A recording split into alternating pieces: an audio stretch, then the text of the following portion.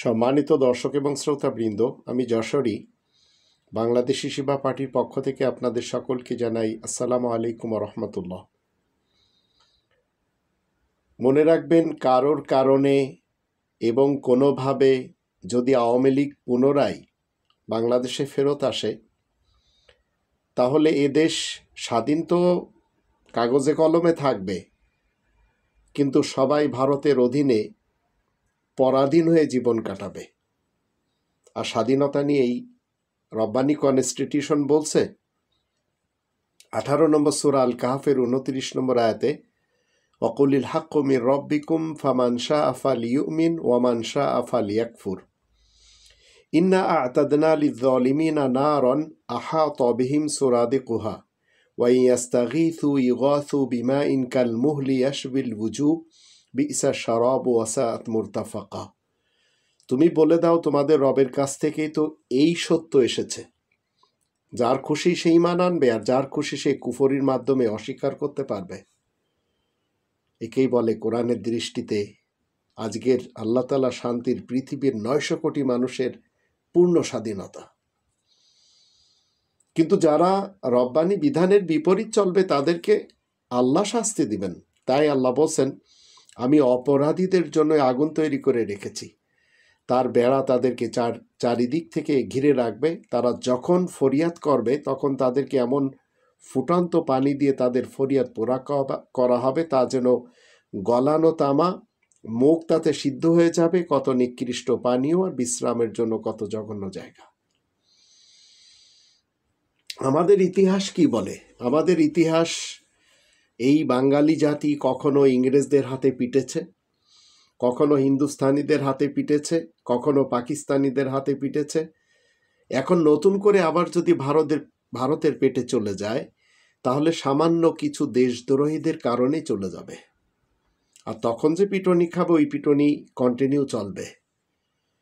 আর এমন নির্মম ভাগ্যের পরিহাস সামান্য কিছু দলকানা এবং ভারত কানা লোকদের দ্বারাই ঘটে যাবে।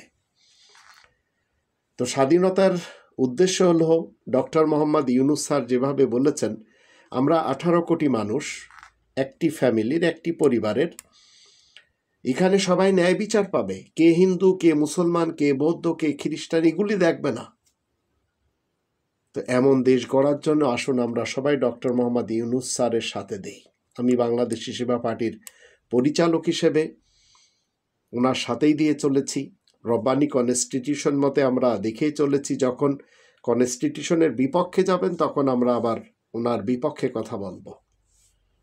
তা আমি আপনাদের সকলকে বলতে চাই, নতুন ষড়যন্ত্র আমরা আবার দেখতে পাচ্ছি। তাই আপনারা দিল্লির কথায় কোনো ধরনের কর্ণপাত করবেন না, আর তাদের সিদ্ধান্ত এদেশে আর কখনো বাস্তবায়ন যেন না হয়। কিছু সংখ্যক ভারতীয় প্রেমী আমাদের দেশে রয়েছে, প্রত্যেকটি সেক্টরে রয়েছে। ধর্মের সেক্টরে, রাজনীতির সেক্টরে, চাকরিজীবীদের সেক্টরে, সরকারি সেক্টরে, আবার প্রাইভেট সেক্টরে। এরা বিভিন্নভাবে বিভিন্ন কথা বলেই চলেছে। কিছু মাহফিলে আমরা দেখতে পাই, তারা মাহফিলে ওঠার সাথে সাথেই এমন কিছু কথা বলে যেগুলির সাথে রব্বানী কনস্টিটিউশনের কোনো মিল খায় না। তাই এই মৌলবী সমাজকে বারবার স্টেজে আমরা অপমান হতেই দেখেছি, কারণ তাদের কাছে কোরআনের জ্ঞান নেই। আবার এমন কিছু গিরগিটি টাইপের নেতাদের আমরা দেখেই চলেছি বিভিন্ন পার্টিতে। আমাদের দেশে তো লার্জেস্ট দুটি পার্টি, দুটি ফ্যামিলি, দুটি পার্টি, আর এটা হচ্ছে মূলত তাদের ব্যবসার পার্টি, আর কিছু না। তো এরা সুযোগ বুঝে গিরগিটির মতো রং পাল্টায়। যেমন উলামা লীগ, উলামা দল, এদেরকেও আমরা দেখি তদ্রূপ। আবার আমাদের দেশের কিছু এমন মৌলবীদেরকে আমরা দেখতে পাই যারা এই দেশে খায়, ভারতের গুণ গায়, পাকিস্তানের গুণ গায়, আফগানিস্তানের গুণ গায়, সৌদি আরবের গুণ গায়। এরা জানে না ইসলাম কমপ্লিটলি কোরআনের ভিতরে রয়েছে। বিএনপি এখন চাঁদাবাজি যেভাবে শুরু করেছে, তাতে অনেকেই বলছে যে আল্লাহ যেন 500 বছরেও এদের ক্ষমতায় না আনে। আবার চুপ্পু সাহেব এমনভাবে তাকে রাখা হয়েছে যার কারণে প্রশাসনের কেউ ভয় পায় না। 5 আগস্টের পরে যদি তাকে রাখা না হতো তাহলে বাংলাদেশের 80% সমস্যা সমাধান হয়ে যেত। আর তারই অধীনে শতাব্দীর শ্রেষ্ঠ মীর জাফর খ্যাত আসিফ নজরুল গংরা ডক্টর মোহাম্মদ ইউনূস স্যারকে চারিপাশ থেকে ঘিরে ধরেছে যে তিনি কিছু করবেন, তবে তিনি এমন একজন ব্যক্তি কোনোভাবেও তিনি বিচলিত নন। আবার শেখ হাসিনা যেভাবে কাম ব্যাক করবে তার জন্য ভারত বিভিন্ন ছক আঁকাচ্ছে, আর হাতিয়ার হিসেবে জাতীয় পার্টি এবং বিএনপিকে নিয়েই চলেছে। ইনশাআল্লাহ আমরা যদি ঐক্যবদ্ধ থাকি কোনো কিছুই সে করতে পারবে না। বরঞ্চ কাশ্মীরের ব্যাপারে নরেন্দ্র মোদীর এবং অমিত শাহর যে চক্রান্ত, সে দেশের হিন্দুরাই জেনে গেছে যে এটি তারাই ঘটিয়েছে। আর এই রক্তপাতের মধ্য দিয়ে তারা চাইছিল পাকিস্তান এবং বাংলাদেশের উপরে যেন একটা চাপ আসে। এগুলি এখন মানুষ আর খায় না। মির্জা ফখরুল ইসলাম আলমগীর বলেন, মির্জা আব্বাস বলেন, অনির্বাচিত সরকার এরা মানবে না। তো ডক্টর মোহাম্মদ ইউনূসকে জনগণই তো এনেছে, শুধু এই দুইজন আনেনি। আর এই দুইজনের মতো আর যারা ভারতের পা চাটা রয়েছে, তাই তারা বিরুদ্ধে কথা বলেছে। আর একজন ফজলু নামক আছে তার কথা শুনলে মনে হয় পাগলা গারদে বসবাস করেন। তো তিনি ডক্টর মোহাম্মদ ইউনূস স্যার জনগণের পক্ষ থেকেই ম্যান্ডেট নিয়ে এসেছেন। যারা লুটপাট করার জন্য, সুবিধার জন্য নির্বাচন দিন বলে চলেছে, তাদেরকে এখন আর জাতি পছন্দ করে না। রুমিন ফারহানা যেভাবে জেলাসি করেছে আশিক চৌধুরীর ইংলিশ শুনে, তাতে বোঝা গেল যে এই লেডিটি এত জেলাসি কেন, জাতি বুঝে নিয়েছে। এদের মুখের ভাষা যদি আমরা শুনি তাহলে আমরা একটু চিন্তা করব যে কেমন ভাষা এরা দিয়ে চলেছে। এদেরকেই পুনর্বাসন করতে হবে, আবার খুনি হাসিনাকে নিয়ে আসতে হবে। জামাত নেতা লন্ডনে যে খালেদা জিয়ার সঙ্গে দেখা করে, এটি জাতি কি কখনো পছন্দ করেছে? তারিক রহমানের কোনো যোগ্যতাই তো নেই, তার তো ব্যবসা বাণিজ্যই ভিন্ন। সে তো মুসলেকা দিয়েছে যে আমি রাজনীতি করব না। সে তো জানে না, কিছুই জানে না, অশিক্ষিত একজন মূর্খ। যেমন তার মা, তদ্রূপ জয় এবং তার মা, এদের হাতে এই জাতির ভাগ্য ছিল, কারণ এদের কোনো শক্তি ছিল না। এরা ভারতের নিয়ন্ত্রণে ছিল।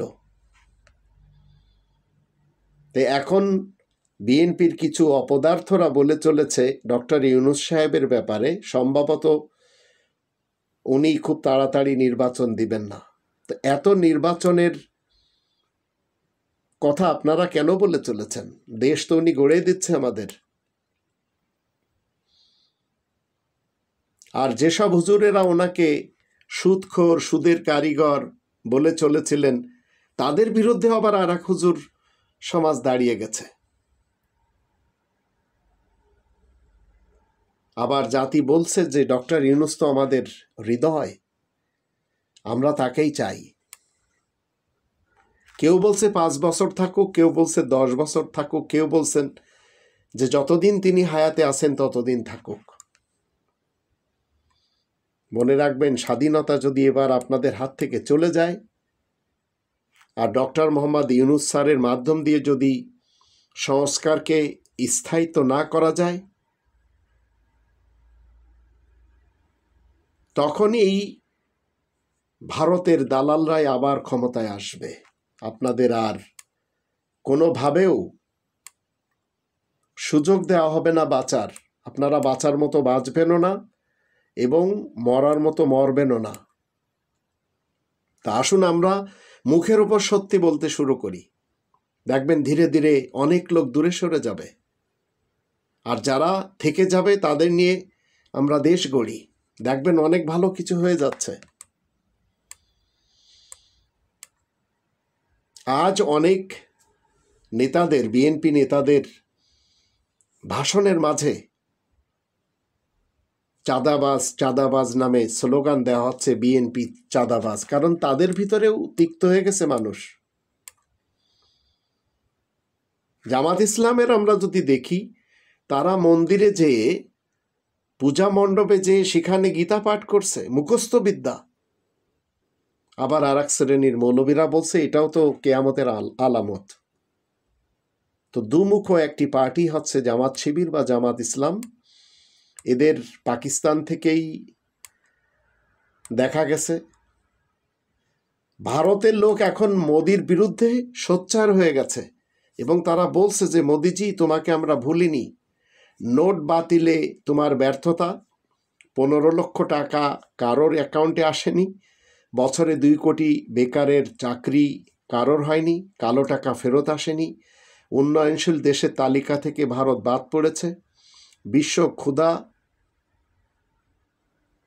সূচকে তারা 100তম দেশ হিসেবে দেখেই চলেছে, পেট্রোল, রান্নার গ্যাসের দাম কন্টিনিউ বেড়ে চলেছে, অমিত শাহের সেলের 16,000 গুণ সম্পত্তি বেড়েছে, জীবনদায়ী ওষুধের দাম দ্বিগুণ হয়েছে, আদানি আম্বানির ঋণ মওকুফ হয়ে গেছে, মালিয়া মোদি টাকা লুটে বিদেশে পালিয়েছে।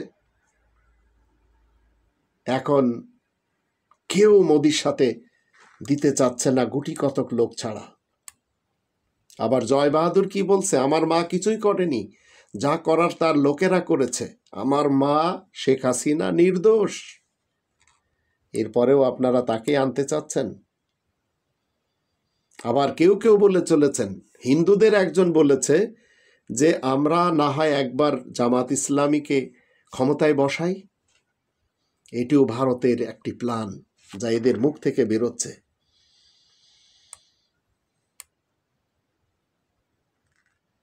এই যে পাহেলগাম যে অ্যাটাক হলো,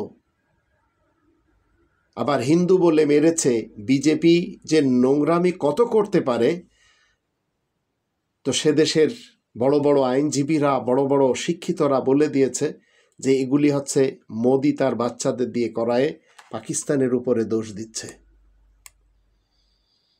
আর আমাদের দেশের মৌলবী সমাজ তারা লেগে আছে কিভাবে দজ্জালকে আনতে হবে, কিভাবে গজওয়া হিন্দ করতে হবে, কিভাবে ঈসা রাসূলকে আনতে হবে, কিভাবে ইমাম মেহেদিকে আনতে হবে, কিভাবে কবরের আযাব সত্য প্রমাণ করতে হবে, কিভাবে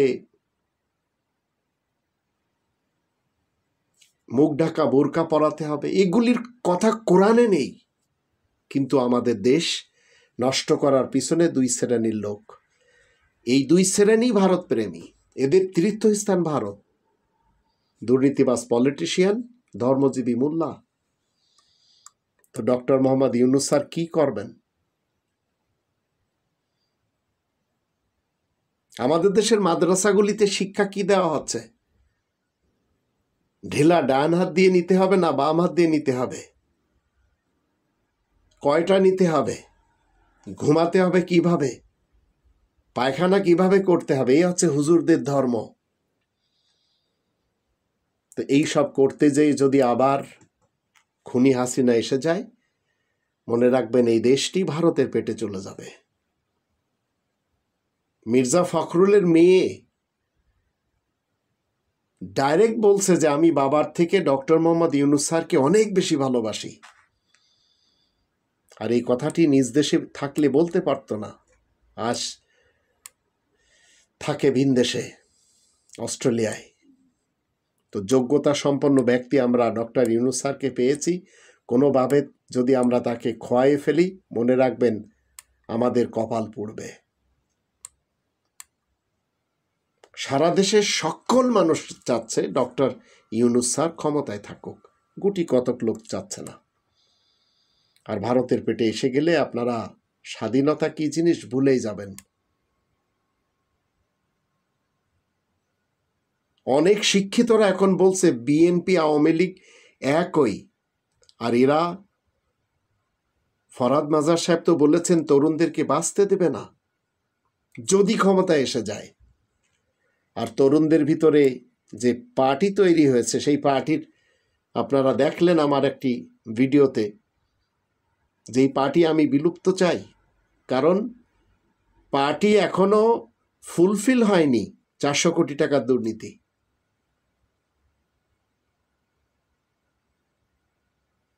তো এখন জাতি ডক্টর মোহাম্মদ ইউনূস স্যারকে কন্টিনিউ চান। আসুন আপনি আমি সেই দিকেই যাই, কারণ ডক্টর মোহাম্মদ ইউনূস স্যারের ভবিষ্যতের কোনো ধান্দা নেই দেশ গড়া ছাড়া, দেশের মানুষের গরিবি মিটানো ছাড়া। আর বিএনপি আর আওয়ামী লীগ এদেরকে যদি আপনারা মনে করেন রাজনৈতিক দল, ভুল। এটা পারিবারিক ব্যবসা ছাড়া আর কিছুই না।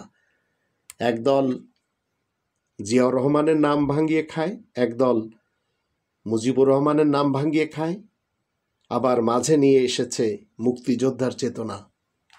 এইগুলি এখন আর জাতি খাচ্ছে না। তাই আপনাকে আমাকে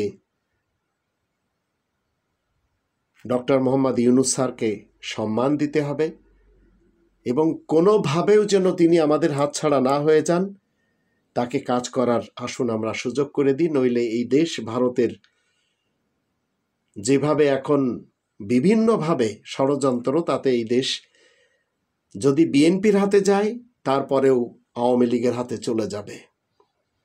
বিএনপির হাতে যাওয়া মানে আওয়ামী লীগের হাতে যাওয়া, আর আওয়ামী লীগের হাতে যাওয়াই মানে ভারতের পেটে ঢুকে যাওয়া। তখন স্বাধীনতা আমরা ভুলে যাব।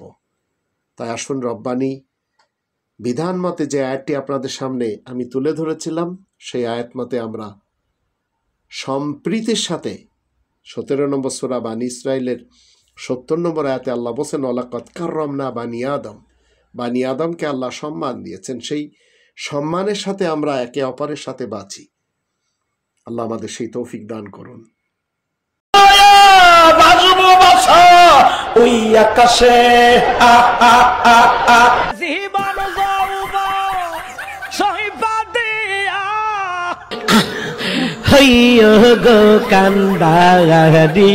মাইনারে তুই অপরাধী রে, আমার যত্নে গড়া ভালোবাসা দে ফিরাইয়া দে। ওরে বাবুরে কি গান গায়, আমি তো ভালা না ভালা লইয়া থাইকো।